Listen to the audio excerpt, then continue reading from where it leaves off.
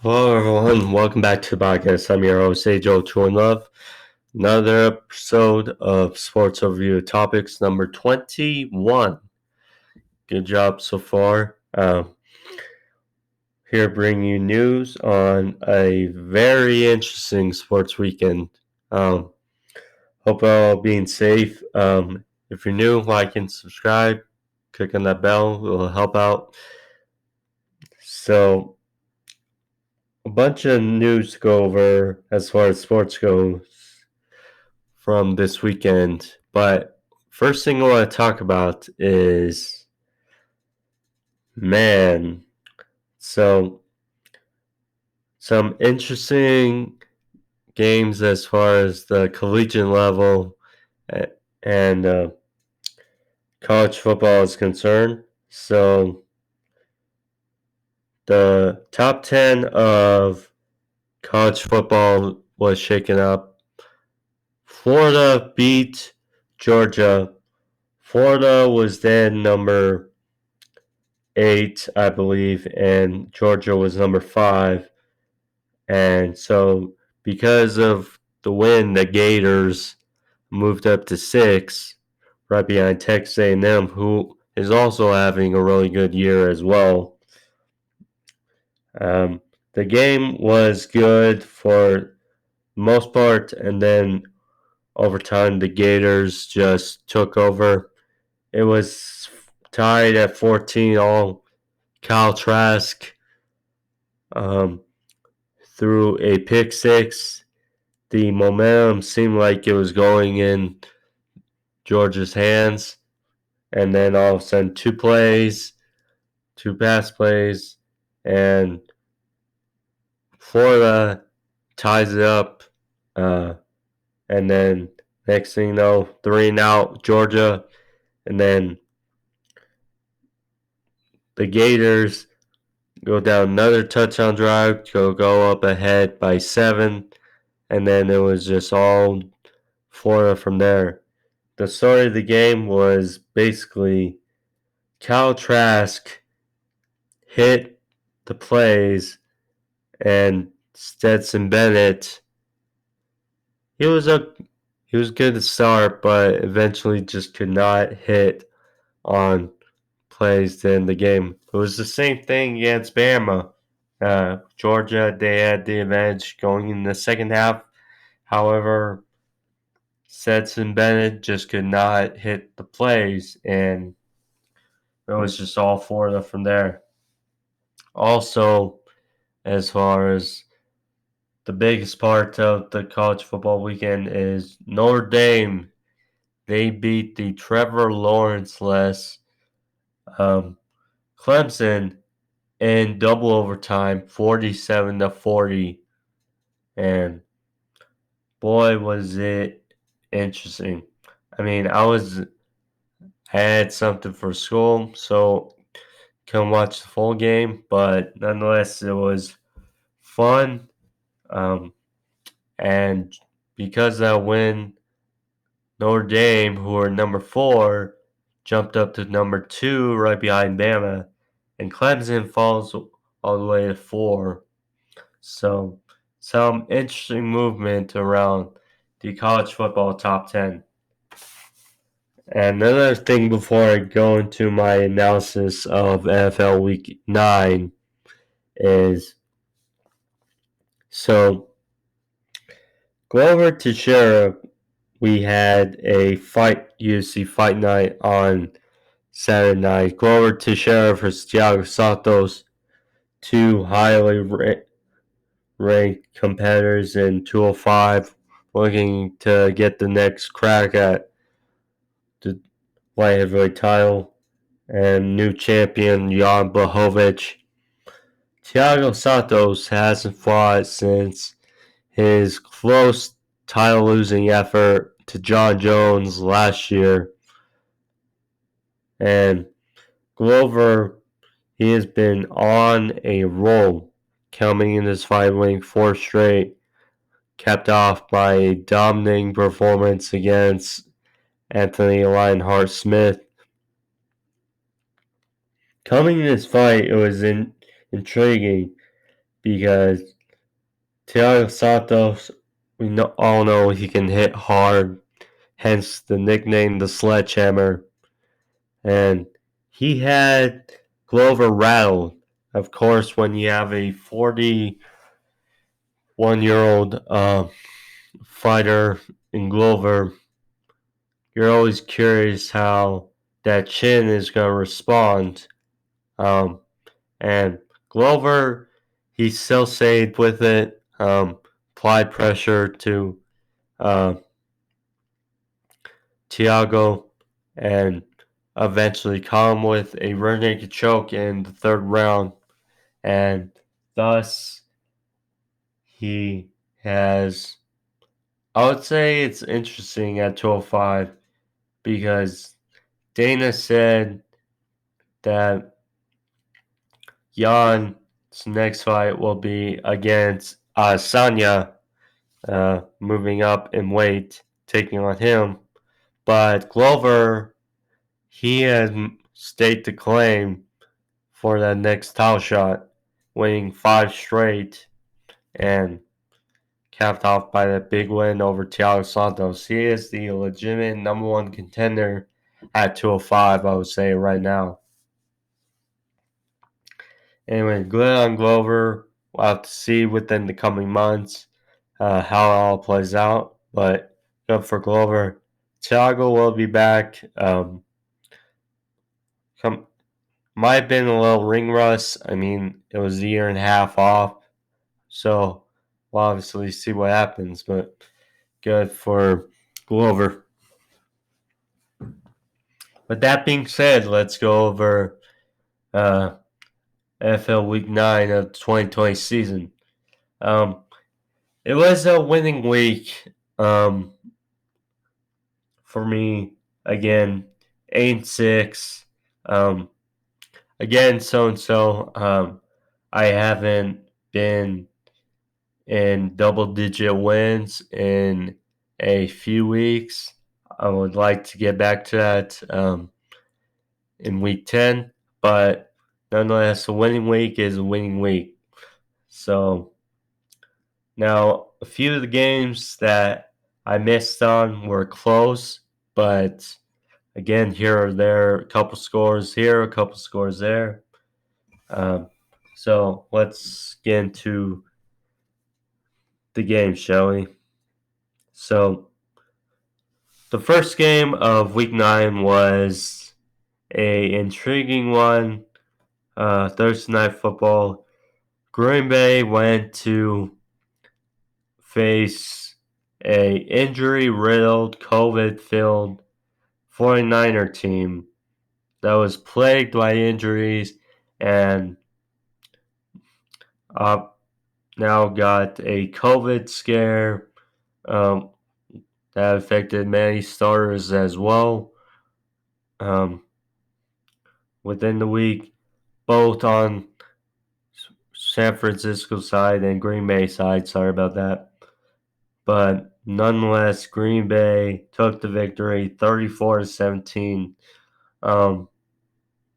Look, last year we obviously saw in the regular season and the NFC Championship game, the 49ers rolled over the Packers in both outcomes. However, when you look at the 49ers roster and starting roster from both those times, it was subsequently a percentage of those starters. Nonetheless, I thought maybe the Kyle Shanahan had a scheme, but so-and-so. That would work out, but I was wrong. Then getting into the Sunday games, the Giants, they beat Washington 23-20. I mean, Kyle Allen, he suffered a gruesome ankle injury. He was out about halfway out through the game, and Alex Smith came back in, made some good throws. He got his first touchdown back from injury, which we're happy to see. But the Giants, we know, are a better team than what the record has reflected. They're heading in the right direction under Joe Judge. Alex Smith, he threw 2 picks. Both times he could have let them down the field to tie it, send it overtime, or win it. But I think that's just on timing with his teammates because for the second week he got thrusted in. Now for the rest of the season he's gonna be the full-time starter. So it'll be interesting to see how that dynamic goes. Him getting more timing with his receivers, but hats off to the Giants. They are still fighting and still have a chance to win the NFC East. And even though Washington lost, they still have a chance, so we'll see. Next up, the Titans, they beat the Bears 24-17. This was, of course, an ugly game. The Bears, we know, have a great defense. However, their offense has been struggling as of late.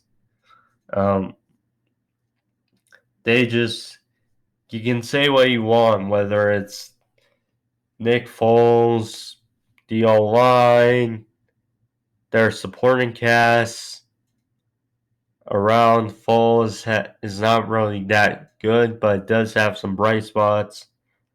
I mean, now Nick Foles and the Bears offense did what they could to get back in it late, but it was too little too late. And turnovers now by the Bears have hurt them. There was a fumble that led to a touchdown, or that was scooped and scored by Desmond King, the newly acquired Titan, which, if you think about it, is what separated the score. But the Titans, they're not a flashy team. They are a really good team. I mean, the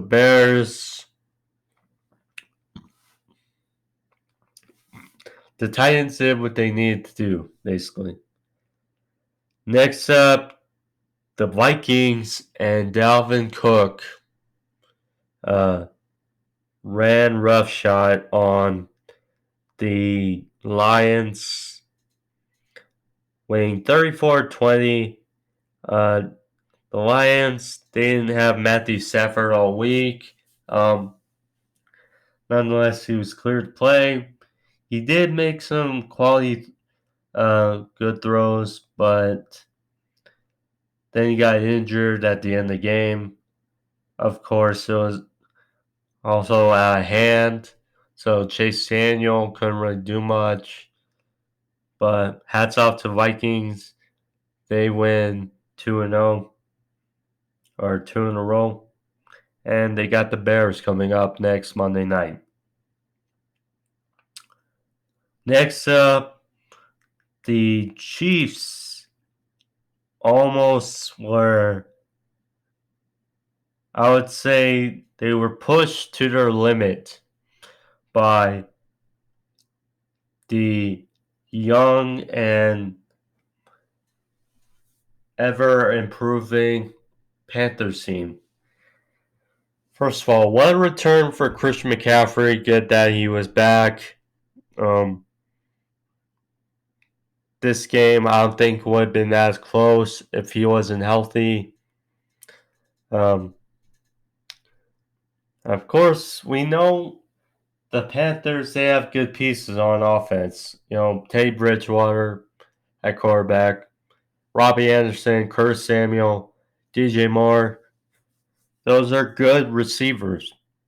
And you knew that they would have been able to score points. The question is, could they be able to outscore the Chiefs? And, well, Christian McCaffrey was once again hurt late, and that kind of affected the Panthers' final drive because at the end, when they were trying to get into game-winning field goal range, they were just some yards out. Now, credit the field goals still was long, 69 yards, but it was out of place. Who knows if McCaffrey was on the field, if they could have got a few more yards and made it easier. Who knows? But good for the Chiefs.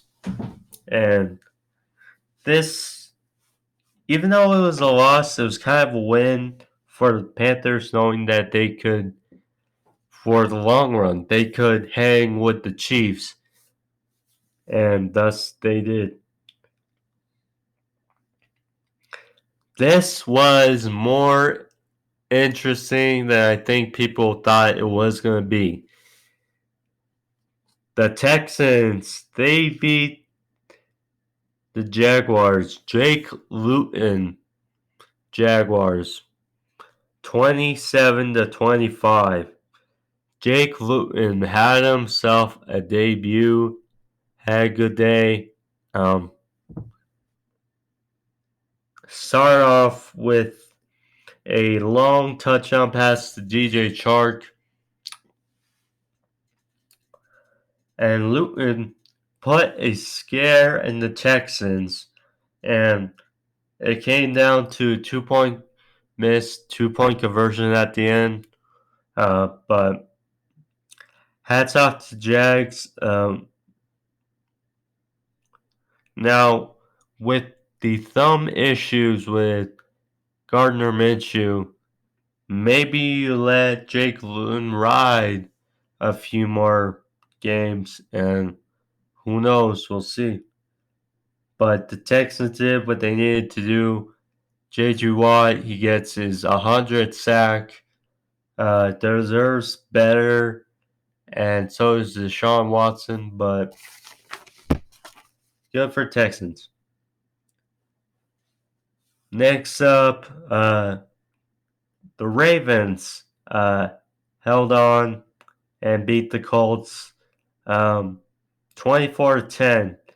This was not pretty by basically either team. I mean, first off, the Colts were leading 7-0, and then a strip sack, fumble, and that was returned by Baltimore. Really kept it close because even though, well, the Colts weren't dominating the game, but they did what they needed to do. And then the Ravens, they only had 55 yards and rushing yards in the first half, but overtime they just imposed their will. Plus, there was an interception that was iffy. Initially called an incomplete pass, but then they looked at it again and it resulted in an interception. I mean, Baltimore, it's not pretty, but they did what they needed to do. Yeah. Next up, the Bills just poured it on the Seahawks, 44-34. The Bills, see, they started off 4-0, and then they fell to the Titans, the Chiefs, barely beat the Jets, and then hung on to beat the Patriots last week. So they've been relatively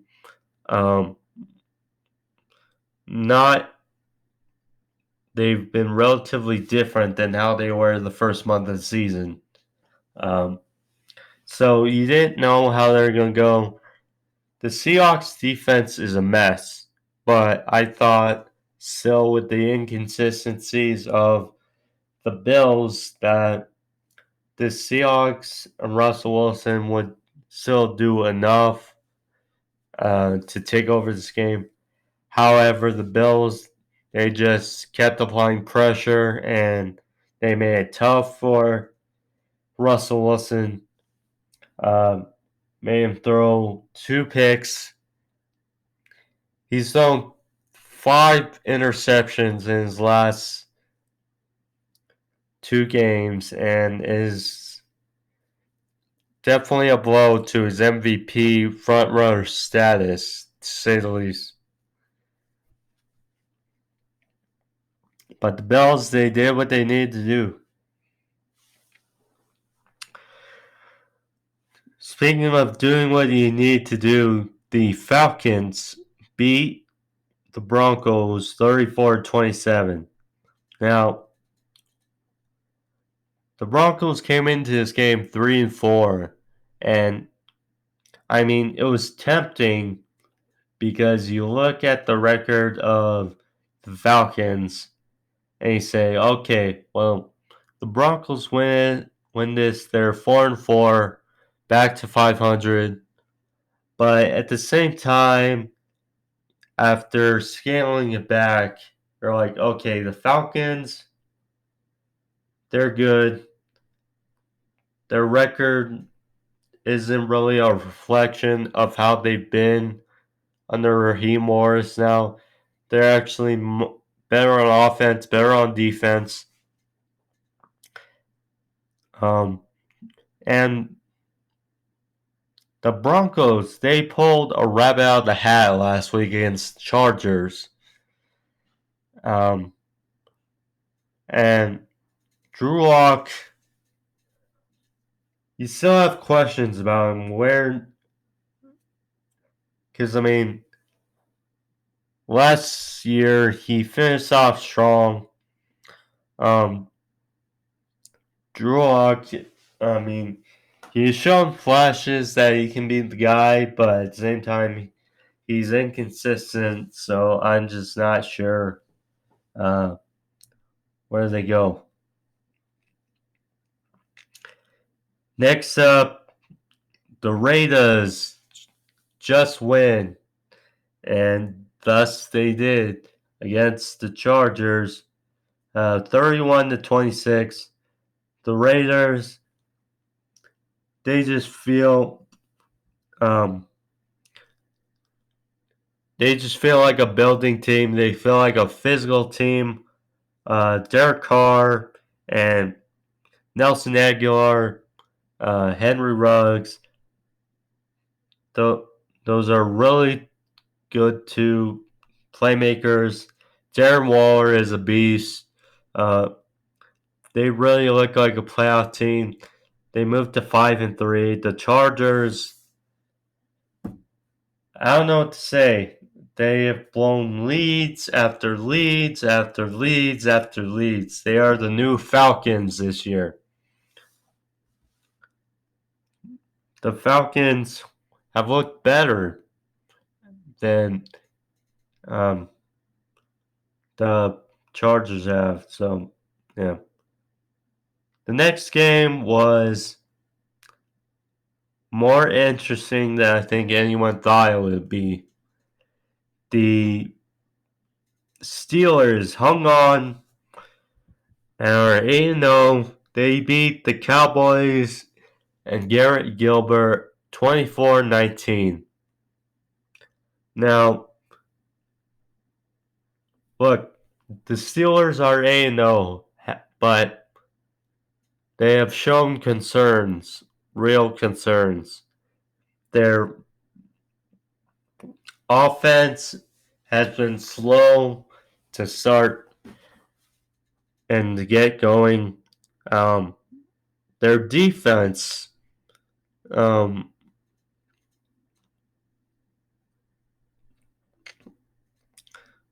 let Garrett Gilbert and the Cowboys pretty much have their way. And if Gilbert doesn't throw a interception inside the 10 and they settle for a field goal, they can kick a field goal late and who knows, upsets the Steelers. But the Steelers are, I'll explain in a sec, but they are not as good, I would say, as the record shows.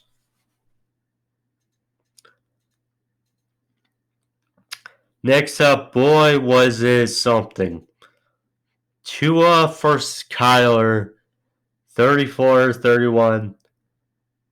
The Dolphins, Tua is 2-0 as a starter. Last week, it was all about their defense and special teams. This week, it was about Tua and their offense. There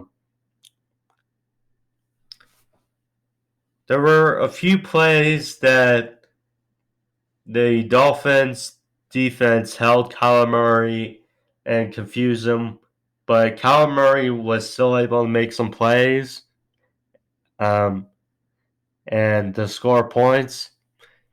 And they just missed that field goal at the end that would have sent it to overtime. But this is a builder for Dolphins.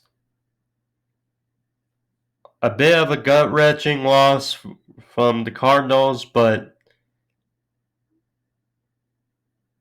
still, they still look good and are still, they still show you that they're a playoff team in the making.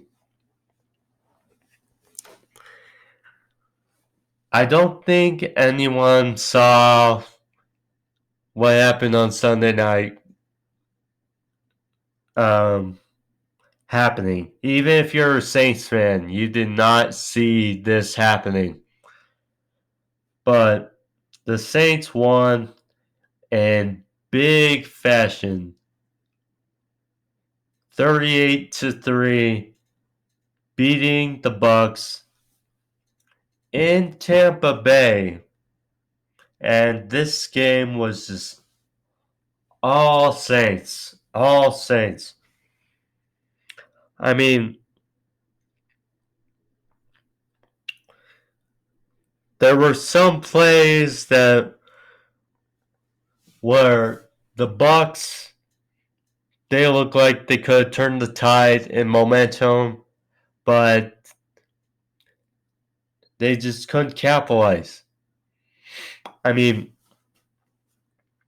with the first drive, the Saints are driving down, and Jason Pierre-Paul drops a would have been pick six. But was not to be. Then next thing you know after that, it's an easy touchdown from Reeves to Tre'Quan Smith in the back of the end zone. And then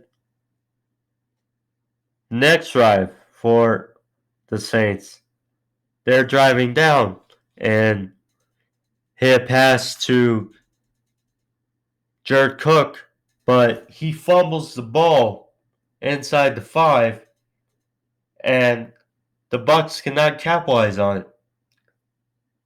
So that's another missed opportunity.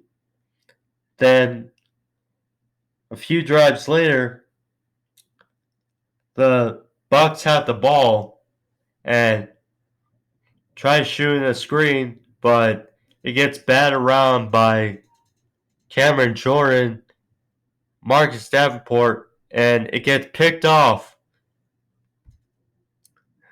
And then later in the game, when it was still kind of out of it, but the Bucs got a turnover and were on the 1 yard line and could not get any points. Any points. So the Bucs, look, the Achilles heel still is the Bucs O-line. I mean, their O-line wasn't impressive last season. This year it has been better, but not a lot. Part of the reason it looks better is because Brady knows how to throw out the ball quickly. And also part of that is Ali Marpet was out with a concussion. But it was the battle of the trenches, and the Saints simply won the battle in the trenches. Defense line and offense line had their way. And also the Bucs, they missed Vita Vea on that D line, which the Saints had their way rushing and throwing the ball in Michael Thomas's return. And I'll just say it plainly. After what I saw, I think the Saints are the best team in the NFC. I mean, yes, they lost to the Packers, but I think if the Saints were to play the Packers again, they would win. I mean, the Packers in that game, few plays here, few plays there. The Saints would have won that game. Simple. And, I mean, they're far better than any team in the NFC East. They showed last night that they have the formula to beat or to crack the code on the Buccaneers. Not once, but twice. They're more balanced than the Seahawks. They're a more balanced and experienced team than Arizona. And they're a better team than the Rams, basically. So the Saints are the best team in the NFC. And then Monday night to end week 9, it was nerve-wracking. But the Patriots won 30-27 on a walk-off field goal. Now, my takeaways from this game is, so we didn't have some of our starters. Also, Stephon Gilmore, he was out. Their offensive line, or our offense as a whole, did better. Cam Newton looked better. Jacoby Myers stepped up when someone needed to without Edelman, without N'Keal Harry. Someone needed to step up. And thus he did. With 12 catches for 169 yards. Now, our defense really scared us. We left big plays to Joe Flacco. Now, credit to the Jets. Even though they're the worst team in football, they have some playmakers. They do have Rashad Perriman, who's fast. It's good to see how start of his career, he was labeled as a guy who couldn't catch anything. Now he's a good receiver in this league. They also got Jamison Crowder. They have some quality pieces, but our defense just kind of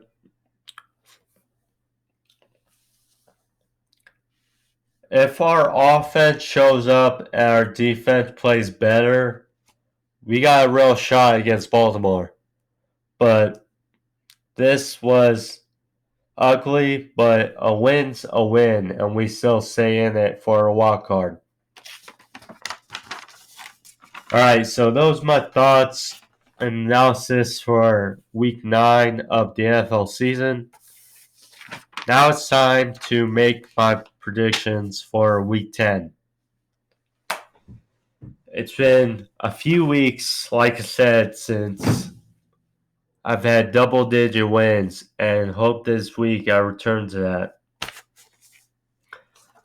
So I printed out the sheet on Thursday, so some of the lines probably have adjusted, but we'll see. Probably not by a lot. So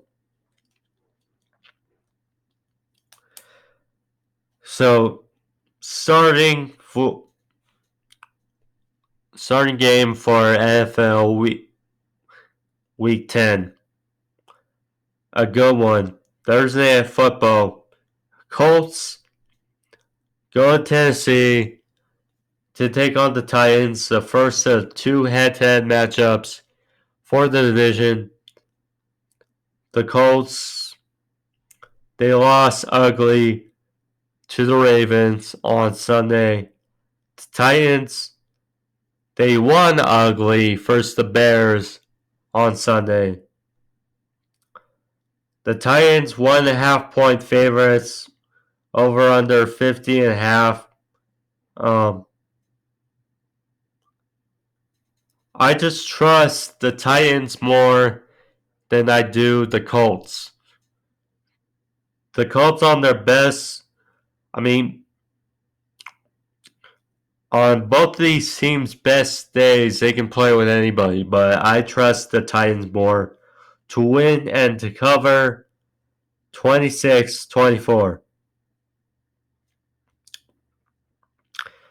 Next up for the Sunday NFL games, Washington goes to Detroit, plays the Lions. The Lions 3-point favorites, over under 46.5. Washington now with Alex Smith. They still have a chance to win this division. The Lions have me scratching my head. The last two straight, it seemed like it's fallen apart again. So I'm going to Washington with Alex Smith, a full week of practice to win 24-20.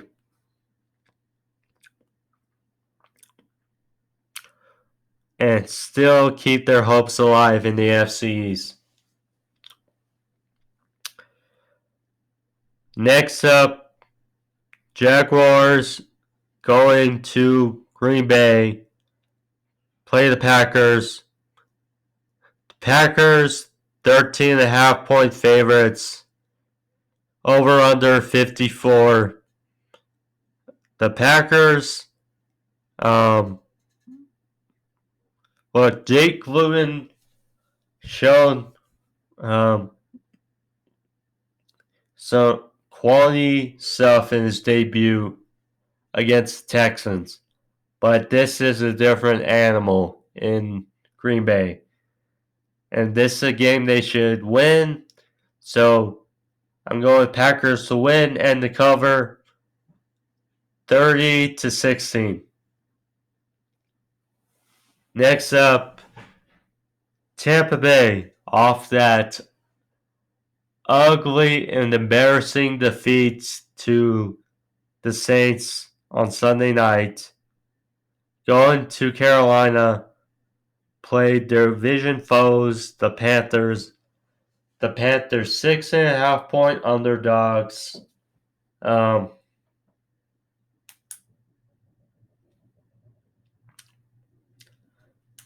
Look, Christian McCaffrey is day to day, and that ain't good if the Panthers want to keep this close and have a chance of beating the Bucs.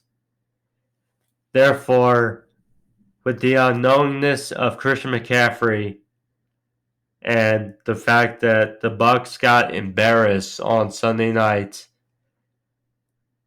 I think it's a rude awakening for the Panthers, and Bucs fire back 34-23. They cover mightily, or the Panthers do not cover.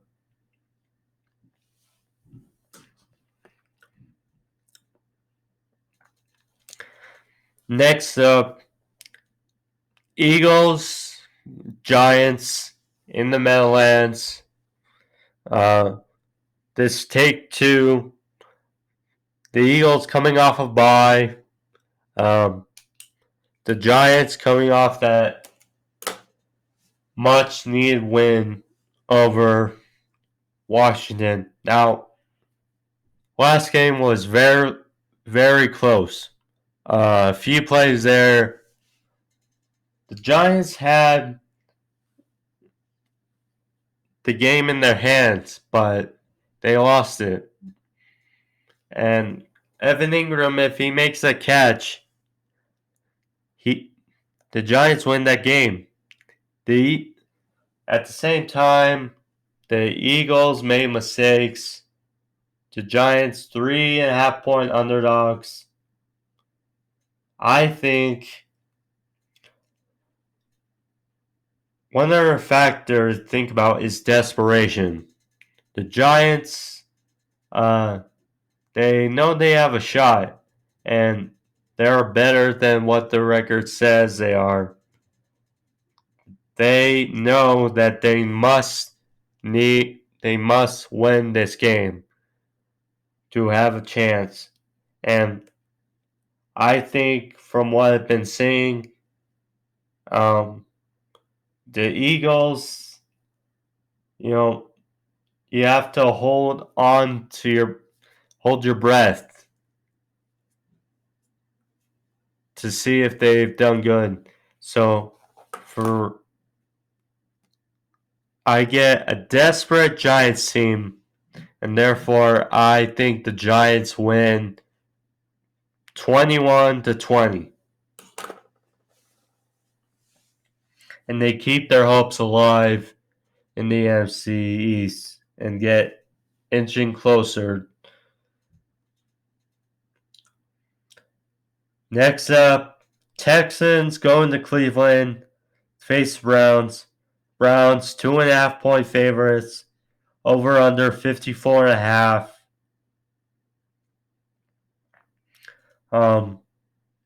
The Browns off a bye. The Texans, they had to survive against Jake Luton. Now, a much replenished Browns team. Nick Chubb expected to be back.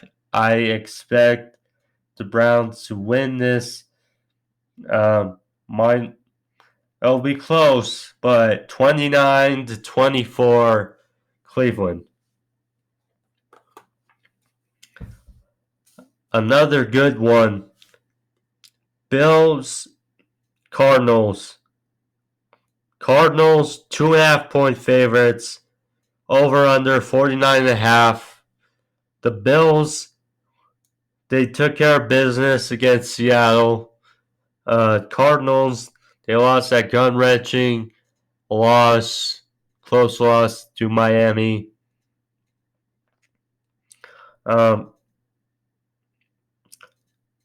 Both teams are playoff teams in my book. The Bills. The issue with the Bills is they struggle in the running game, and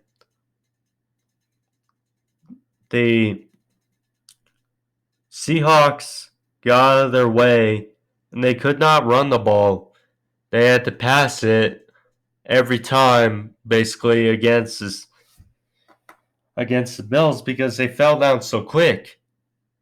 Now, the Cardinals, they know how to run, whether it's Kyler Murray, whether it's Chase Edmonds, Kenyon Drake, he's banged up. We'll see how things go, but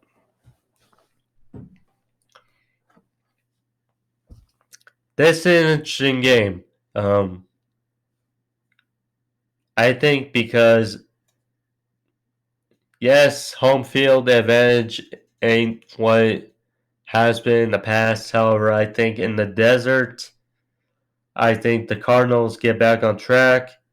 And they win a pretty close game, 32-27. And they moved to 6-3. Next up, another interesting game. Chargers, Dolphins, Tua versus Justin Herbert. Dolphins 1.5 point favorites, over under 46.5. The Dolphins. Now, Justin Herbert has been playing great all season. The problem is their team as a whole does not know how. Their game management has been bad. And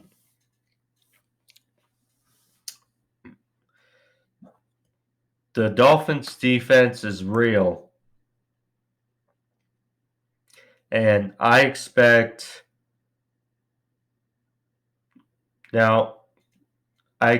Herbert to still make some plays.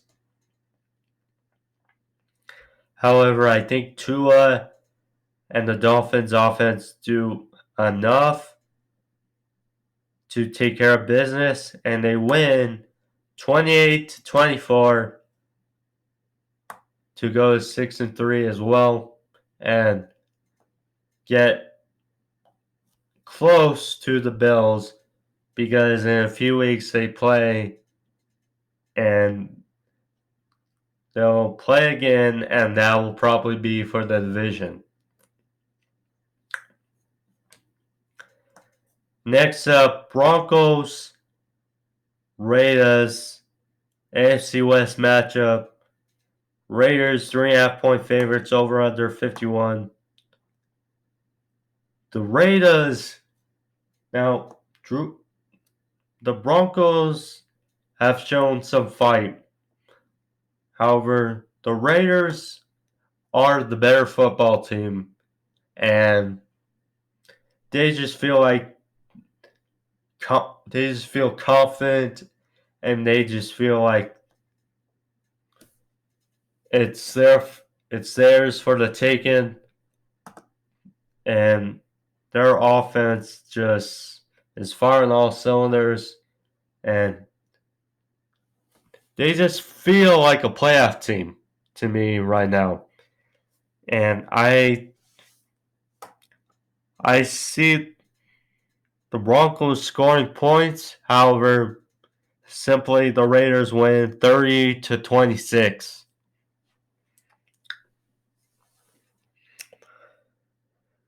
Next up, the Saints host the injury-riddled 49ers. Saints 7.5 point favorites, over under 52. I mean, the 49ers, now, even if they get some of their starters back, I don't see how they can beat the Saints with all their injuries. So I'm going with the Saints to win heavily 28-17, a bit comfortably as well. Interesting next up.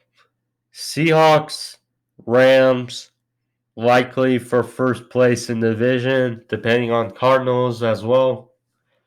But Rams, 1 point favorites, over under 53.5.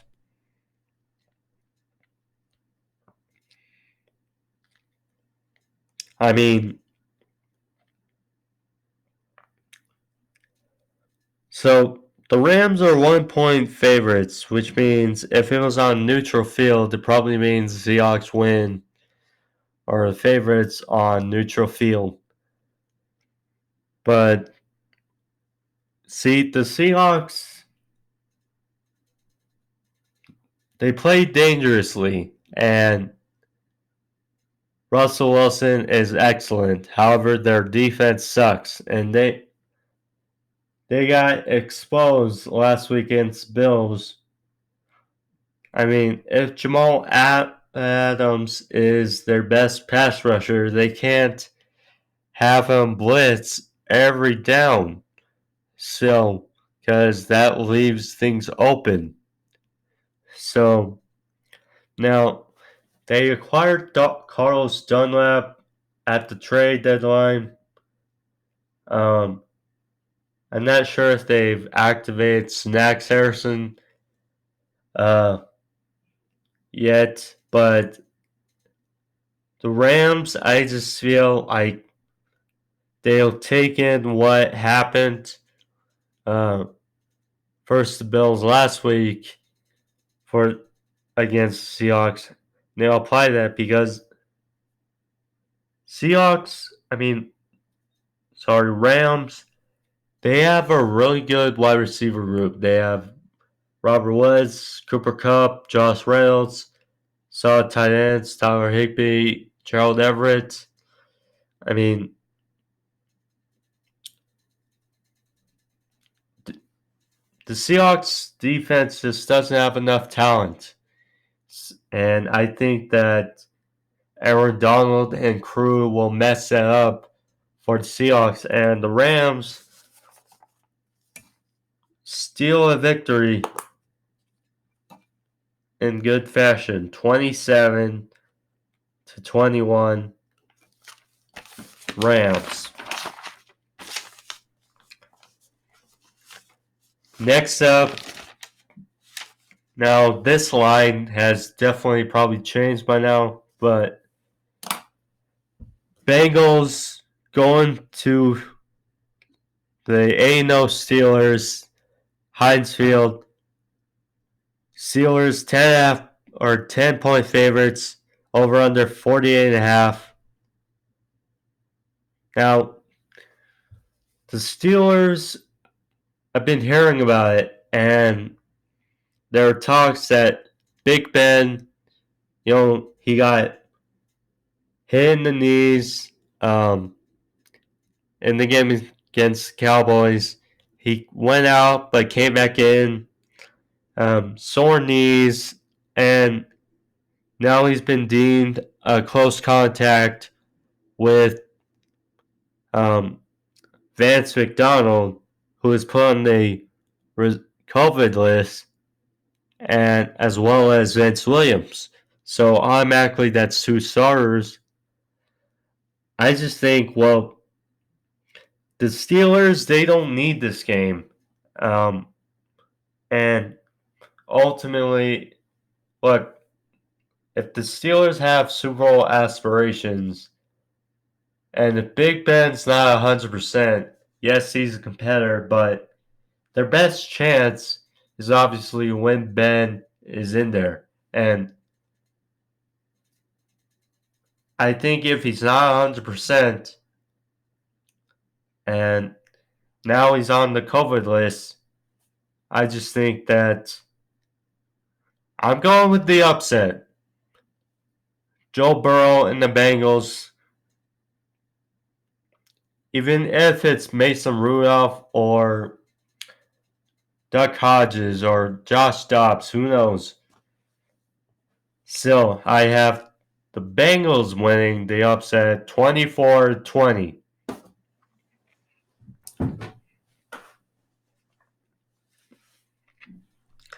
Now, obviously, who knows about Big Ben, but still, I'm just going off what I hear. Now, Sunday Night Football. Ravens coming to town to play the Patriots. The Patriots 6.5 point underdogs. Over under 41.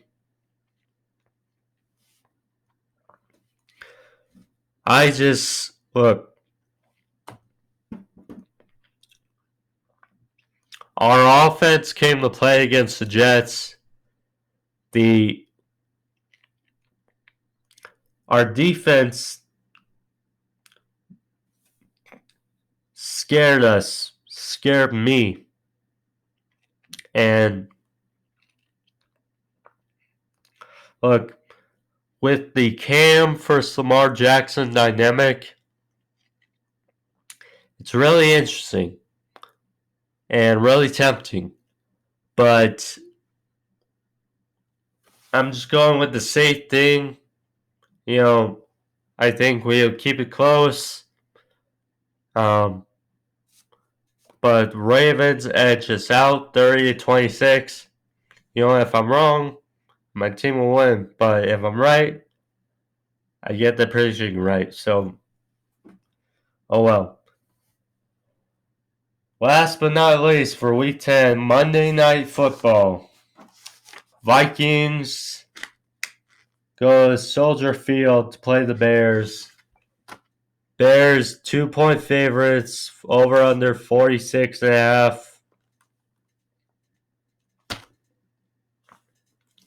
I mean, the Vikings obviously have the momentum coming in this. They've won 2 straight. The Bears' offense has deteriorated, but their defense is still doing what it needs to do. Now, both teams need this win if they still have playoff aspirations, because you still do not know. I mean, if either the Vikings or the Bears want to make the playoffs, one of these 3 teams has to not make it, in my opinion. Well, has to. The Bucs, the Rams, or the Cardinals. One of those 3 teams has to miss in order for one of these teams to make it. And look, I still like the Bears defense. I still like them. Looking at their schedule, it's still possible for them to make the playoffs even if they drop this game. However, I'm going with the ultimate offense that's doing better. So I'm going with the Vikings to win over the Bears 29-20.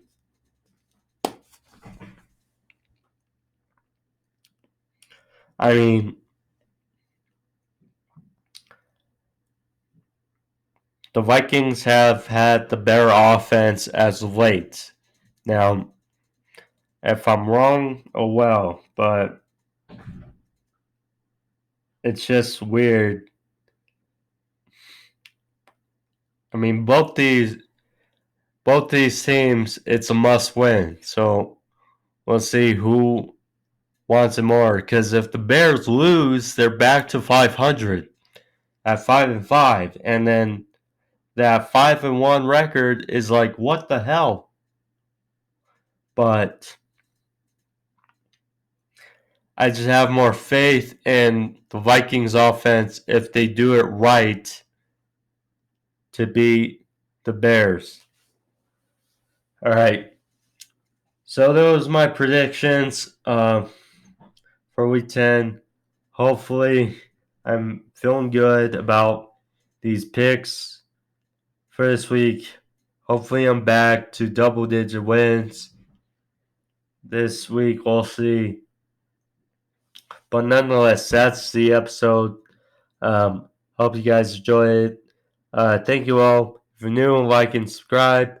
I'll be back on Thursday with my AEW Dynamite review. Also, if you're for AEW listeners, I post my AEW Full Gear review yesterday, so you can check that out if you haven't. But again, thank you all, and I'll see you all on Thursday.